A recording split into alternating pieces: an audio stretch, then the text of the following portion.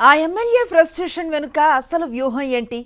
అధికార party light తీసుకుంటుందని అలా ఫైర్ అవుతున్నారా, లేక వేరే ఈక్వేషన్స్ ఉన్నాయా? పొత్తులో అసలు చిచ్చు ఎక్కడ మొదలైంది? చిన్న చూపు చూస్తే ఊరుకోమని ఆ ఎమ్మెల్యే చేస్తున్న కామెంట్స్ పొత్తులో చిచ్చు పెడుతున్నాయా? రెండు పార్టీల మధ్య అవగాహనకు బ్రేకులు వేస్తున్నాయా? రానున్న రోజుల్లో కూడా ఆ ఎమ్మెల్యే ఇదే దూకుడును కొనసాగిస్తారా? అసలు కొత్తగూడెంలో కాంగ్రెస్ సిపిఐ మధ్య ఎక్కడ లెక్క తేడా కొట్టింది? అసలు చిచ్చు ఎక్కడ మొదలైంది?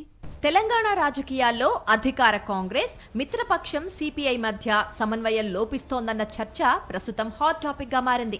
ప్రభుత్వంలో భాగస్వామిగా ఉన్నప్పటికీ క్షేత్రస్థాయిలో తమను కాంగ్రెస్ క్యాడర్, స్థానిక నాయకులు పట్టించుకోవటం లేదంటూ సిపిఐ రాష్ట్ర కార్యదర్శి కొత్తగూడెం ఎమ్మెల్యే కూనంనేని సాంబశివరావు చేస్తోన్న విమర్శలు రాజకీయ వర్గాల్లో కలకలం రేపుతున్నాయి.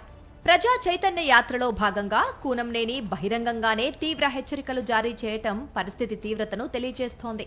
తమను చిన్న పార్టీగా భావించి లైట్ తీసుకుంటే ఊరుకునేది లేదని, స్నేహధర్మం మర్చిపోతే గతంలో బీఆర్ఎస్ కు పట్టిన గతే కాంగ్రెస్ కు పడుతుందని ఆయన తీవ్ర హెచ్చరికలు చేశారు. ఈయన వ్యాఖ్యలు అధికార పార్టీని సీరియస్ గానే టార్గెట్ చేస్తున్నాయి.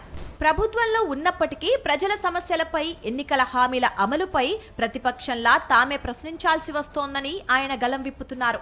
ఈ దూకుడు విధానం చూస్తుంటే రెండు పార్టీల మధ్య మైత్రి కేవలం పై స్థాయి నాయకత్వానికే పరిమితమైందా, లేక గ్రౌండ్ లెవెల్లో పెద్ద గ్యాప్ వచ్చేసిందా అనే అనుమానాలు వ్యక్తమవుతున్నాయి.